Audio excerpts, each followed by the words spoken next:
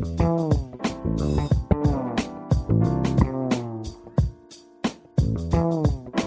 listeners, and welcome to the Montel Weekly Podcast, bringing energy matters in an informal setting.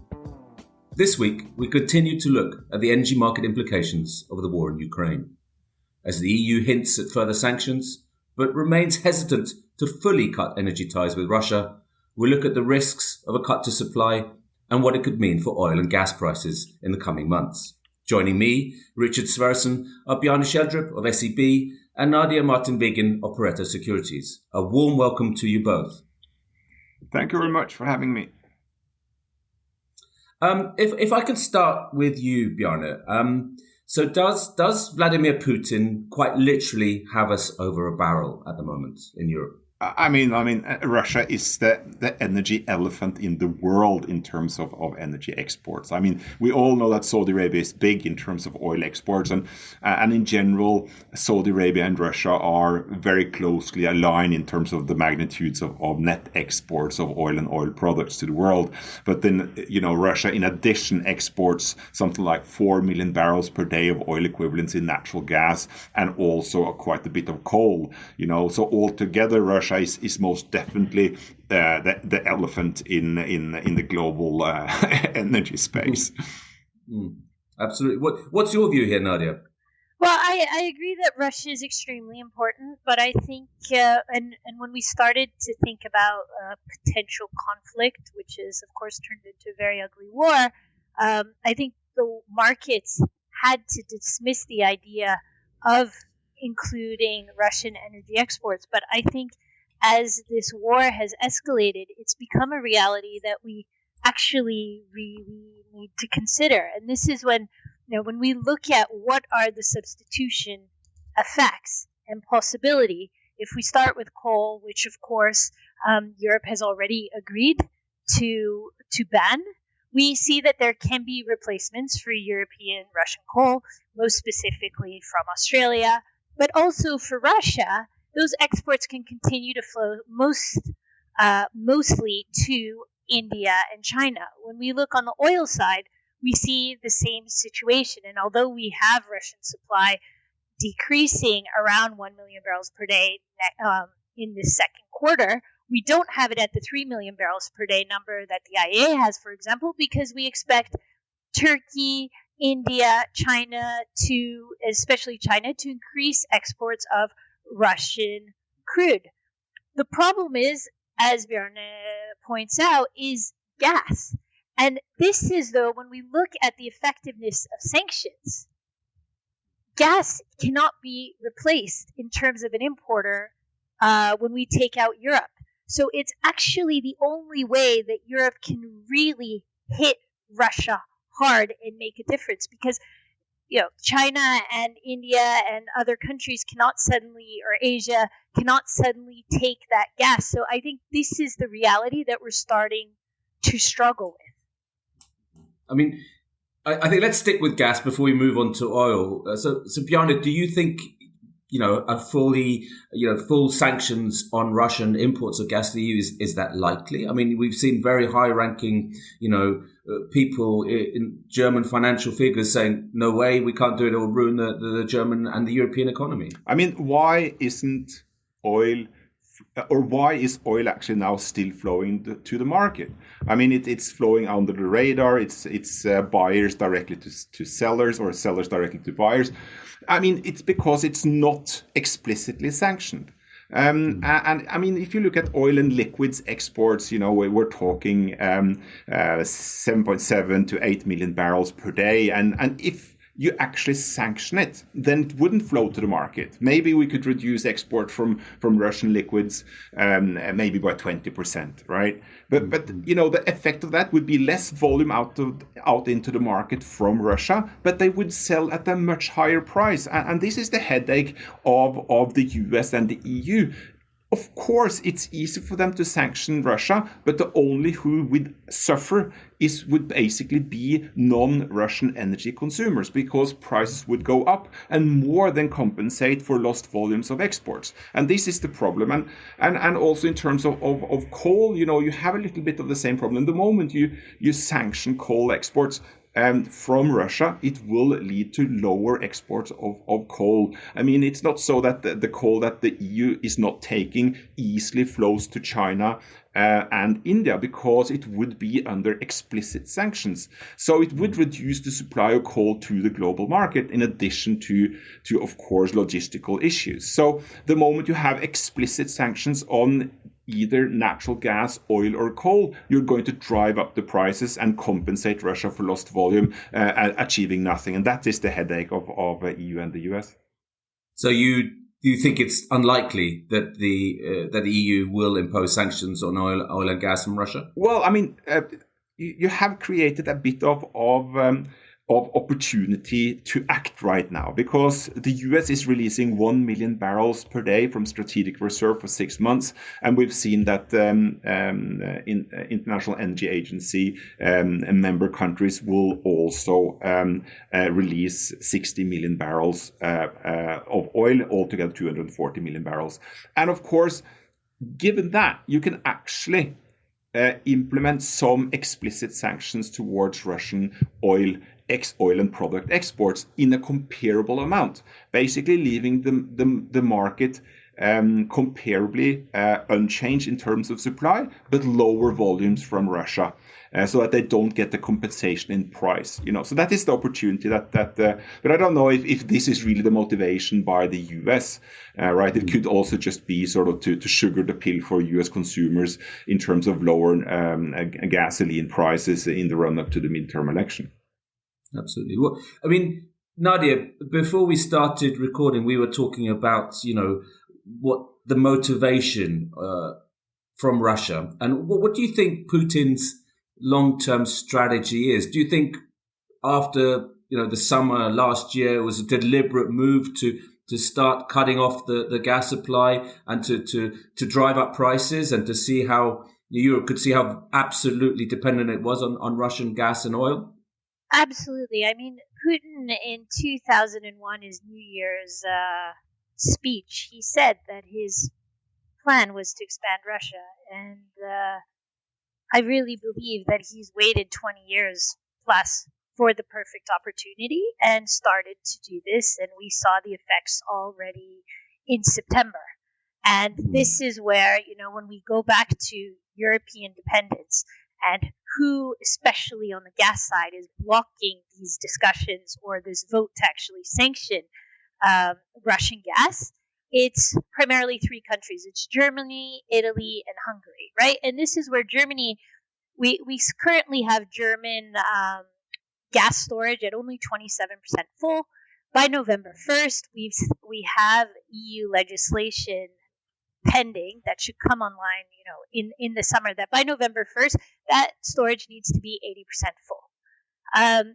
And Germany is quite dependent on Vladimir Putin right now. So that is a very tricky situation for them. When we look at Italy similarly is dependent on Russia, but they do have actually more LNG capacity. So maybe they wouldn't block it, as they said today. And then we have Hungary that has just renewed the election and has the most pro-Putin guy Orkan in power, right? These are the three countries that are standing in the way. Having said that, Hungary has been very much protected in the EU by Poland historically when they misbehave or block things. And right now, Poland is extremely scared of Russia. And Eastern Europe in general, ex-Hungary, is scared of Russia. So this is where I think that political pressure actually becomes quite a big bit bigger on the gas side. And this is where we see Belgium, for example, they're coming forward now to try to push the population that if you want to help Ukraine, you need to use less electricity, you need to use less gas.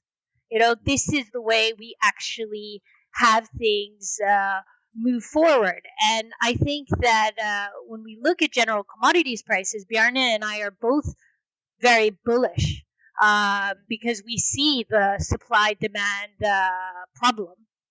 But the question is then, do we get so high that it's policy or price that starts to take off some of that demand? And this is where I think when we look at these sanctions and the security of Europe, it might be that policy moves first by stating these sanctions to, bring down some of that demand instead of seeing the price effect that we're probably going to see anyway during the summer season because of diesel tightness in Europe and into the winter, or preparing for the winter because gas storage is not yet built up. Absolutely. I mean, Bjarne, you mentioned, that it was unlikely for the EU to fully sanction these commodities from Russia. But what is the likelihood of Putin actually just turning the taps off? I mean, he's come with a ruble threat. I mean, conversely, on the Russian side. Well, I think it's just very quickly look at the statistics. In terms of crude and products, hydrocarbon liquids, Russia supplied 36% of what the EU consumed in 2019. Of natural gas, they supplied 37%, and of coal, they supplied 18% of European coal. Altogether, you get up to 33% of all fossil fuel consumed in EU in 2019 was from Russia. I mean, it's just absolutely mind-blowing big. Europe has been criticized by the US on this before. I think in terms of the target of 80% by 1st of November, I mean, the market is acting like, well, all right, then that is what we're going for, as if the European market is in control of this. I mean, this is fully in the control of Russia, whether Europe is going to hit 80% or not. And also we must remember that 80% is more or less exactly where natural gas inventories were at the end or in November 2021. It's just a marginally higher. And I think I'm absolutely confident that Putin will game this, so that we'll end up with a very tight situation on natural gas inventories towards the end of the year. The same kind of craziness in terms of fear of a cold winter for especially Q1, which is the most radically variations of warm and windy versus cold and no wind. That those risks facing the European energy market by Q1. So, right now it's a long time to winter, but that is probably where we're going to end up. But I think that this is why precisely the European politicians want to do a preemptive strike and force the policy, because we're not, except for one day last week, we haven't utilized maximum LNG import levels in Western Europe. And when we calculate, with the help of Rystad Energy, all the LNG potential, regasification potential, and domestic supply increases within Europe, we find that, we come up with a 15% short import problem, right? And that is, of course, an enormous demand hit. But right now, we're not even trying to get there. And it's, when we look at on a regional level, in Western Europe, actually, if we do everything we can, we only fall 3% short of what we need in terms of natural gas if we take out Russia fully. However, because versus last year, and Russia supplied 30% of Europe's gas. But when we look at Eastern Europe, that's where the huge shortfall is. And that comes out at 54%. And in that number, I include Ukraine, which isn't technically part of the EU. But this is where I find it very interesting that Poland, which is a huge loser in this, is actually pushing for this to happen because they are so scared. They are, of course, hoping that Germany will then reverse the pipeline and send some gas to them, like they are right now, that Spain will be reversing into France, that Italy will be reversing because they need to spread this whole. But this is when we look at that potential, I think it is actually becoming much more realistic, and it could actually happen for some days in the summer, as we've had more relaxed prices. So it's better for it to happen in the summer than in the winter when people really can't warm their homes. Absolutely. I mean, we were in some respects saved by a relatively mild winter this year. But Nadia, what are the alternatives that Western Europe has then? You mentioned some of we use all the alternatives or all the supplies that at our disposal. What are they? Well, we can of course look at different commodities. because already the U.S. and in terms of import, the problem is the import capacity on gas. That's the number one problem.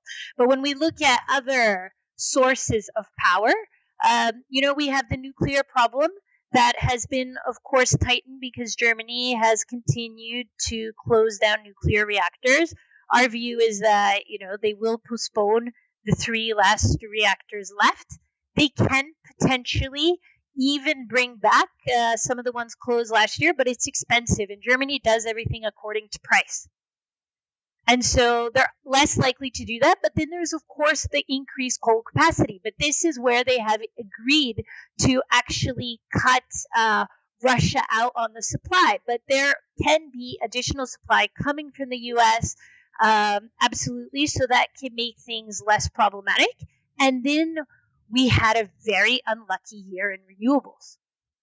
Shockingly bad. The only one that looks tough for this year so far is hydro, because we've had terrible winter snow seasons in eastern Norway and in the Alps, so that makes water more tight. But on on wind and solar, we should have that help with the supply situation.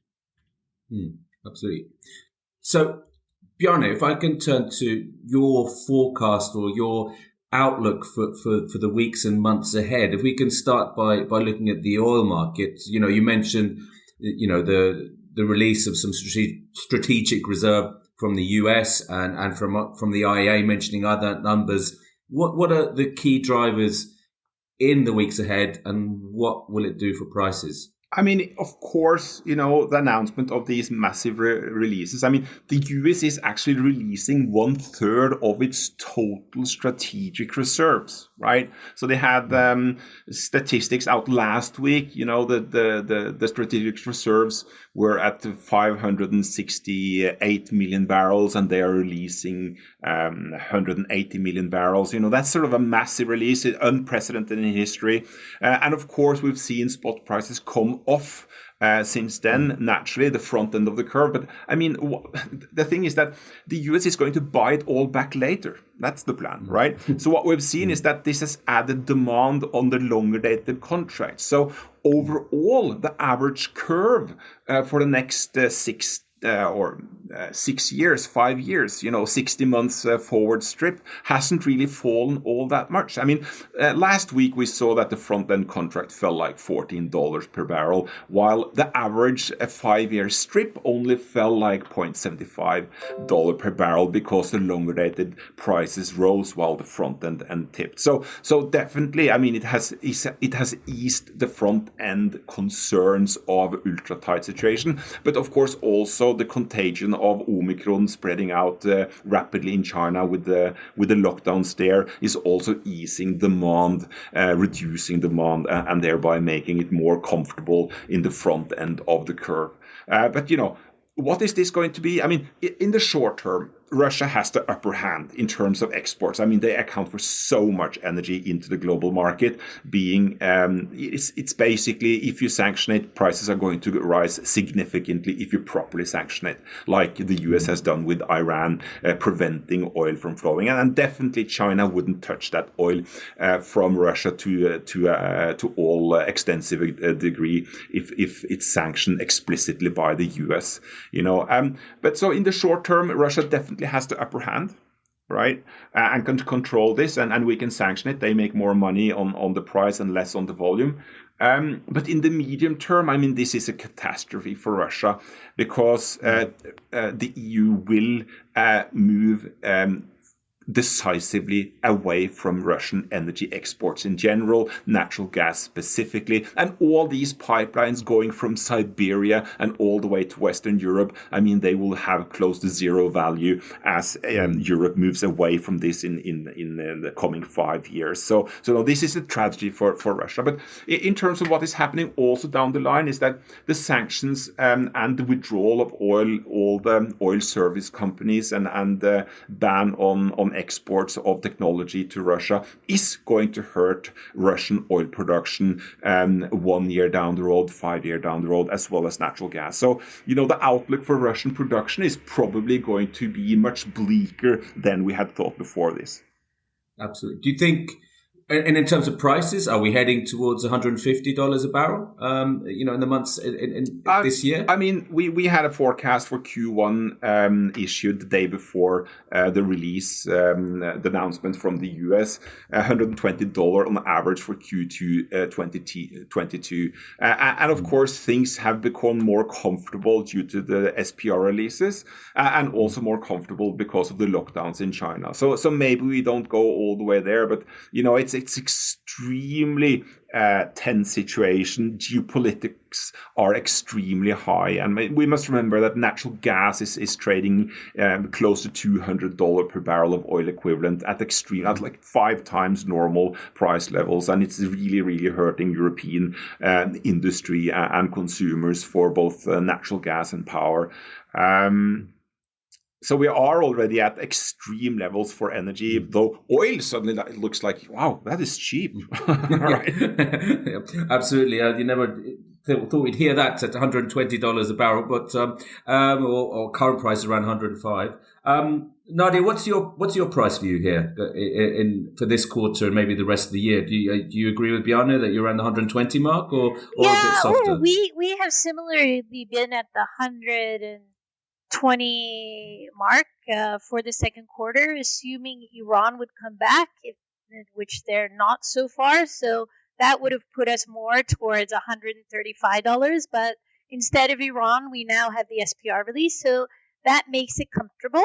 But I just want to add, the main thing is that this SPR is trying to prevent the $150 plus scenario, which I believe Bjarne thinks that is what would bring OPEC to the rescue because of potential demand destruction. And maybe it's at $150 a barrel. We don't actually know. I'm not a huge believer in demand destruction until it happens. It could be $185 a barrel, which is what we saw inflation in adjusted 2008.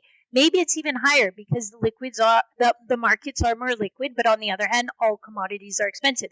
So it's very difficult to say, but I would want to just clarify one thing. I don't think that the US and Europe would enforce a complete embargo on Russian oil now. What I think they may do, though, is that are increasingly likely to do is to ban Russian exports to the EU, in which case those exports will be replaced. However, we will continue to pay higher prices for oil. India's already locked in a $35 discount on all the oil they've already agreed to take. And I think China is just holding out for cheaper prices. And I think that this is where that's the problem with that step. Whereas with gas, really, it cannot be replaced as an income stream for Russia. What Bjarne says about the medium term, I completely agree with. And I would add to that even in the coal market, Russia is going to experience technological losses. And this is where the IEA believes that, Australian coal production is going to continue coming down year on year, not just because of environmental reasons, but because of infrastructure advances due to come in the Russian coal space. And that's just not going to happen. So they're going to be in quite a tricky, horrible situation for years to come. And it's not really priced in yet. I completely agree. It's not properly priced in yet, and getting back to Russia being the energy elephant in the world. I mean, it's a massive structural change in geopolitics and economic forces versus Russia that's going to force it lower in many respects, as you say, also on the coal side. This is going to have multi-year effects.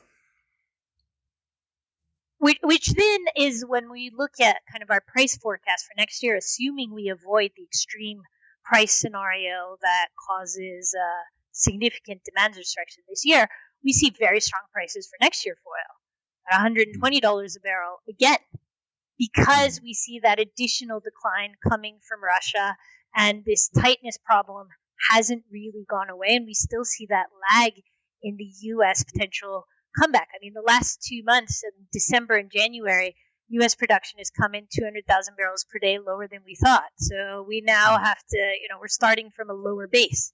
So it is a very tricky situation to fix in the coming 2 years. Absolutely. Nadia, you mentioned earlier policy measures. What tools do policymakers in Europe have at their disposal to combat this extreme situation that you're both mentioning? There's talk of rationing, maybe, or the Germany's put in place some extreme measures to combat this supply cut. Yeah, I think rationing is part of it. I think another part is that right now Gazprom owns quite a bit of the storage facilities in Europe, right? So when Bjarne explains that this is up to Putin where we are, that's just another element illustrating that point. So the EU is trying to create legislation that Gazprom won't be in control of these storage levels.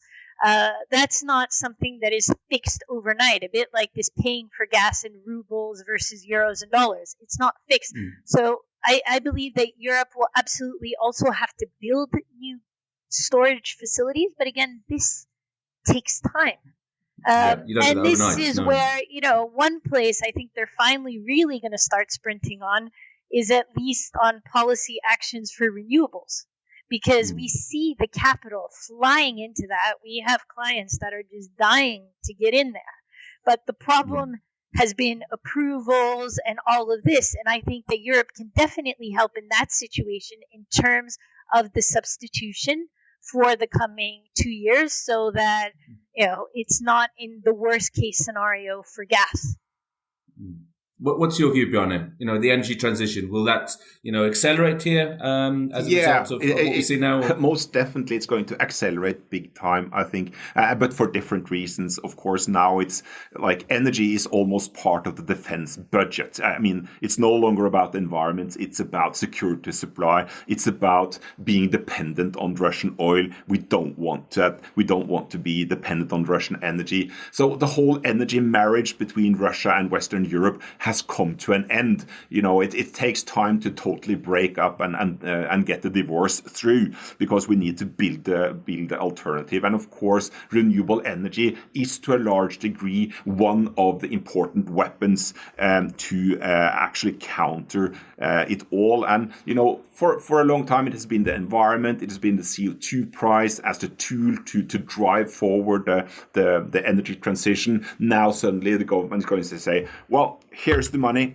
go and build it, right? We don't care if you can burn as much coal you want, sort of car tires, garbage, whatever you want to burn, emit CO2, no problem. Now it's about security supply, and we'll get back to the environment later. But, it's going to accelerate the building. And as Nadia say, the approval of all the different permits to get it done. So I think massive acceleration. And also, we have sort of a very interesting setup globally also for renewable energy, because prices have been collapsing. Yes, it's a bit more costly right now due to cost inflation of all commodities, but still, it comes down to very low levels. And at the same time, you suddenly get an explosion in fossil fuel prices, making renewable even more profitable in relative terms. And then on top of that, you get massive support from governments trying to move away from fossil, but for the reason of high prices and security supply, not necessarily environment. But definitely, environment issues are going to get back and bite us in behind in not too long anyhow. I think that's a good place to end this discussion on a bright spot for the positive note, for the optimism for the green transition. Bjarne, thank you very much. Nadia, thank you very much for joining the Montel Weekly podcast. Thank you very much. Absolute pleasure. So listeners, you can now follow the podcast on our own Twitter account, aptly named the Montel Weekly Podcast. Please direct message any suggestions, questions, or, let us know if you think you have a good idea for a guest on the show. You can also send us an email to podcast@montelnews.com. Lastly, remember to keep up to date with all that's happening in energy markets on Montel News. You can subscribe on Apple Podcasts and Spotify, or wherever you get your podcasts from. Thank you and goodbye.